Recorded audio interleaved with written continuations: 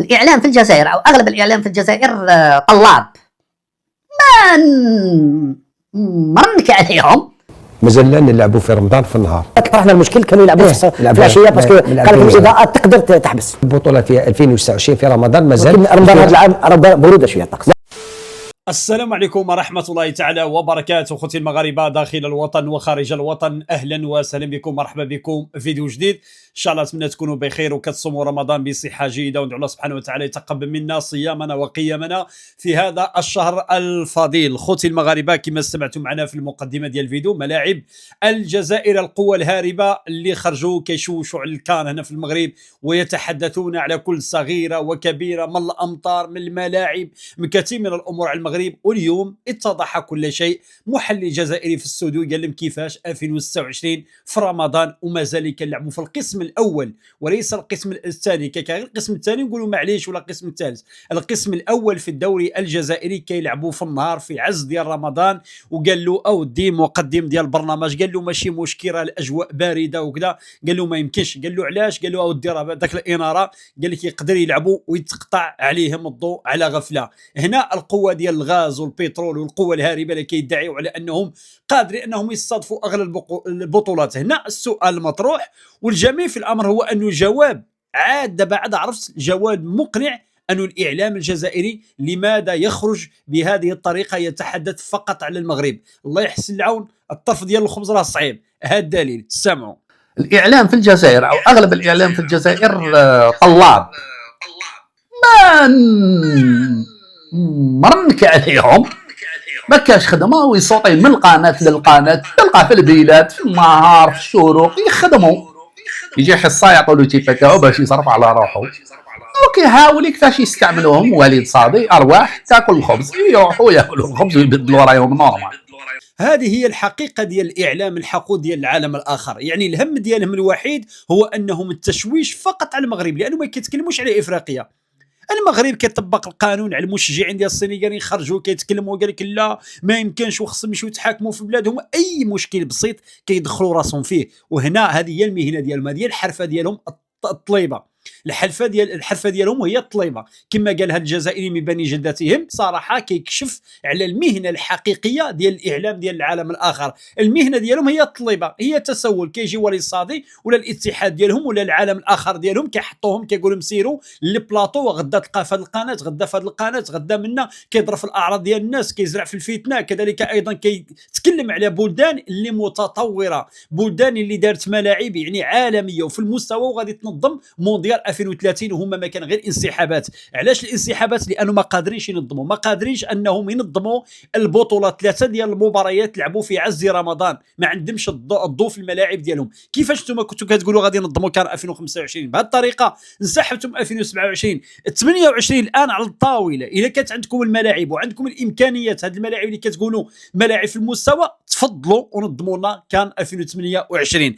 كذلك ايضا هنا كما كتشاهدوا معنا الصور، 3 ديال المباريات في عز رمضان والعشب اصطناعي. ما كاينش العشب طبيعي هنا شبيبه القبائل كتلعب في القسم الاول بعد الاقصاء ديالها من دوري ابطال. فريق يلعب في دوري ابطال افريقيا وكيلعب في رمضان في النهار في الشمس في الحراره، وكيقول لك اودي باللي حنا عندنا ملاعب عالميه والمغرب علاش ينظم وعلاش ما عندوش وعلاش وكذا. اليوم ها حنا اعطيوني شي مباراه في الدوري المغربي كيلعبوا في النهار في رمضان في القسم الاول.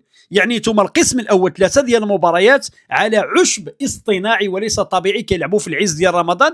بينما ملي كتشوف هنا الملاعب المغربيه كتشوف ما شاء الله، يعني ملاعب في المستوى، ملعب البريد، كذلك ملعب اكادير، ملعب كذلك مولاي الحسن. هذه الملاعب كلشي كتحتضن مباريات يعني في الليل، رغم انه هناك ملاعب ديال الدفاع الجديد ديال بركان ديال وجده كلشي عندهم الاضاءه ويقدوا يلعبوا في الليل، لدرجه انه محيوس المهاجم ديال شبيبه القبائل كما كتشاهدوا معنا هنا الصوره ضيع ضربه جزاء هو والحارس، عفوا ضيع هجمه هو والحارس، ما قدرش يسجل. الصيام الله يحسن العون، ويلعب في النهار والحراره والشمس والملاعب ديال العالم الاخر ديال البترول والغاز، وما قادرينش يديروا اضاءه في الملاعب ديالهم. هنا خرج مدرب جزائري يتساءل كيفاش الانديه الجزائريه الكبيره هاد شبيبات القبائل اتحاد عاصمي ما عندهمش اكاديميات، ما عندهمش اكاديميات. قالنا تصوروا انا نصف قرن وانا كنتسنى قال لك بحرا داروا واحد الاكاديميه في المولوديه ديال الجزائر. سامعوا هاد الناس اللي كيقول لك حنا بغينا ندخلوا الكاف، دابا هادو المسؤولين ديالهم هما اللي باغيين يدخلوهم الكاف باش انهم يسيروا الكاف. قرن قال لهم قرن بحرا داروا اكاديميه صغيره ديال مولوديه الجزائر اللي 50 سنه ما قدرش انه يوصل النهائي ولا دي دوري ابطال افريقيا. سامعوا بينا حنا شوف كنا نقولوا كاع واش كان يقول فوزي من قبيله على حنا هادوما الفرق ولا كاع وزاره الشبيبه والرياضه بزاف رانا روطار بزاف والله انا بزاف. شوف انا فرحت كي شفت فريق مولوديه الجزائر اللي عنده مركز ملعب هذاك خلاص هو دار ديمونسيون واحده اخرى. دوك لازم الانصار تاعو ما يتقلقوش باش على الكوب دافريكا سنوات تزيد بالعقل تلعب تولي ان شاء الله تشارك مليح باش تولي تفوز بها ان شاء الله. ولكن وراهم الفرق الاخرى انا شفت تاع اليوسما مازال تاع سيربي مازال ماذا بينا تاع جياس كابو عنده وسطاني بصح مازال طور الانجاز طور الانجاز. انا عندي شحال وانا نسمع طور الانجاز انا فتنا 50 نقول لك انا شوف احنا ملي كنا فوزي انا كنت في الموديه فوزي في اليوسما ملي كنا انا ملي نشفى ملي كنت مينيم كادي نسمع باسمه في السونتر تاع مولوديه دوك حتى في نص القرن انا فات نص قرن باش داروه دوك انا ماذا بيا دوك وقتاش حتى مدرب ملي كلاعب في الفئات السنيه ديال الانديه الجزائريه قال لهم نص قرن بحرا اننا قدرنا نديروا اكاديميه وحده لان عندهم هما فقط ذاك المركز ديال سيدي موسى اللي كيدرب فيه المنتخب ديالهم وعندهم اكاديميه بارادو والمولوديه عاد داروا واحد الاكاديميه صغيره. نص قرن قال لهم باش ديرنا اكاديميه كيفاش هادو غيدخلوا للكاف.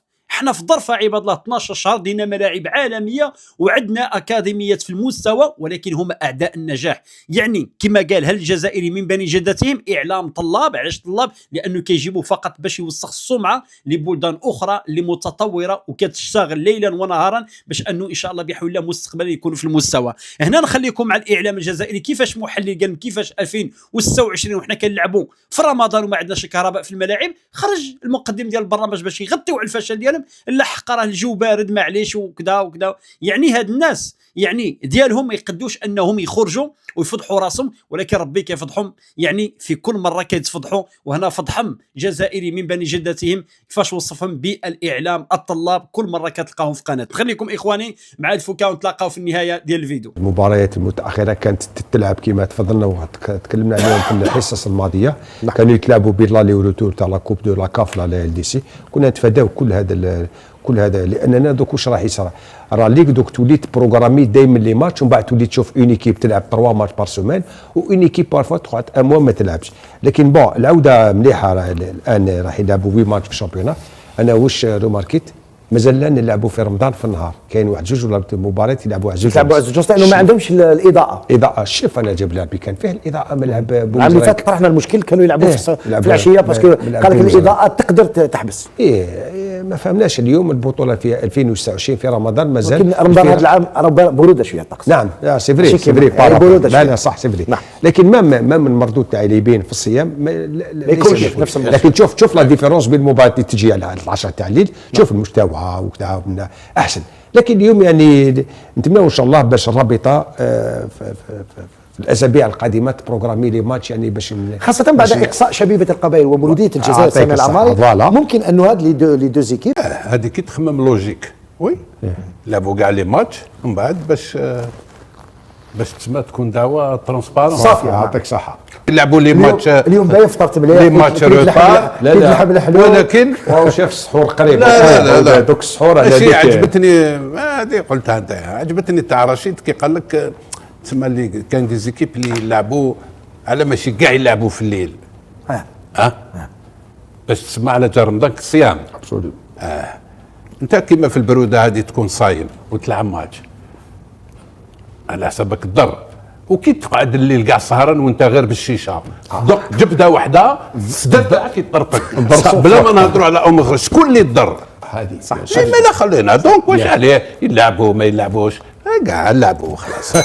على البطوله هاد لي ماتش هذولا مجايين علاش كنت نقول لك على الماتش تاع البيار والقبه كاين ثاني في الغرب كاين لي ماتش بزاف هاد لي كونفرونطاسيون ديريكت واحد يطيحوا في رمضان. كاين دي زيكيب ما يخرجش عليهم رمضان بوتيت كيما كان فوزي كان يلعب ما نعرف لكن يخرج عليك رمضان فوزي ولا شويه كاينين دي زيكيب اللي يخرج عليهم رمضان كاين اللي ما يخرجش عليهم بوتيت المواجهات الحاسمه راح يكونوا في رمضان. العام اللي فات حنا خسرنا ما نحصلوش في رمضان مي خسرنا الماتش هذاك الحمد لله كنا عندنا شويه من مارج كان عندنا لافونس اللي جيرين هذا بن شيخ اللي بين على الحقد ديالو في الكان هنا في بلادنا بن شيخ اللي بين على الحقد ديالو الكامل، اللي حتى هو من بين الطلابه اللي هضر عليهم هذاك الجزائريين بني جلدتهم، اللي اعترف وقال بانه عندنا اعلام طلاب. قال لك اودي شوف الاعذار، لو كان مثلا في المغرب مثلا الملاعب ديالنا ما عندناش الاضاءه، شوف حنا غير شتا عطانا الله سبحانه وتعالى، والله العظيم الا الحمد لله حنا شرفاء. الشتا اللي عطانا الله سبحانه وتعالى هذا العام يعني ما شاء الله. والمغرب الحمد لله ولا بحال سويسرا، تمشي شي مناطق ما تقولش راك في المغرب، والله ما تقول راك في المغرب، لا من شرق المغرب لا في الشمال لا سويسرا، كتحس براسك راك في واحد العالم واحد اخر. علاش؟ لانه تبعونا وربي عطانا. نهار اللي طاحت الامطار في الملاعب خرجوا كيتكلموا غير على الامطار. اليوم الناس ما عندهمش الاضاءه، الغاز البترول وكذا، الطوابير الحليب والملحه، وعندهم الطوابير عليها عباد الله، الملحه وما كايناش عندهم، وما يقدوش يتكلموا على هذه الامور. ولكن شي حاجه بسيطه ديال المغرب ولا على الملاعب ولا على الرياضه كيخرجوا كيديروا حلقات. وهنا شوف هاد بن شيخ كيفاش كيبرر الفشل ديالهم، كيقول لك اودي لا من الاحسن اللعاب يلعبوا واخا رمضان كاين البرودان نلعبوا، اللهم نلعبوا. قال لك ولا يمشي مور صلاه المغرب ولا يضرب الشيشه واشياء اخرى. يعني الناس كيفاش كيغطيو على الفشل ديالهم. لكن تبين الحقيقه انه هاد الناس في 2026 شبيبه القبائل اللي يلعب في دوري ابطال افريقيا والتقصى ما قادرش انه يلعب في الليل في ملعب يعني فيه الاضواء الكاشفه في عده مباريات في الدوري الجزائري، 3 ديال المباريات بدون اضاءه الملاعب ديالهم ويلعبوا في النهار. ولا ننسى ايضا تقنيه الفار اللي ما كايناش في جميع المباريات. هاد الناس بغاو ينظموا كاس العالم، بغاو ينظموا كاس افريقيا، بغاو ينظموا جميع البطولات الافريقيه، بغاو الصادي هو يولي رئيس ديال الكاف، وخرجوا ايضا راهم كيروجوا الحكم الجزائري انه يدخل هو يولي رئيس ديال اللجنه ديال التحكيم في افريقيا. بغاو يشدوا كره القدم الافريقيه، بغاو هذا الفضائح اللي عندهم انهم يطبقوا يكونوا حاضرين في القاره ديال افريقيا. ولا مشاو حتى ترأسوا الكاف ولا مثلا سيروا الكاف، راه سنا بان كره القدم النهايه ديالها على يد هاد الناس هادو. خوتي المغاربه، كانت هذه الفكاهه ديال اليوم. ما تفرحوش لنا باراء ديالكم، خليونا ذاك الفيديو. الناس اللي مشاركينش معنا في القناه نتمنى انكم تشاركوا وتفعلوا الجرس باش يوصلكم ديما الجديد ديالنا. تحياتي لكم وديما المغرب.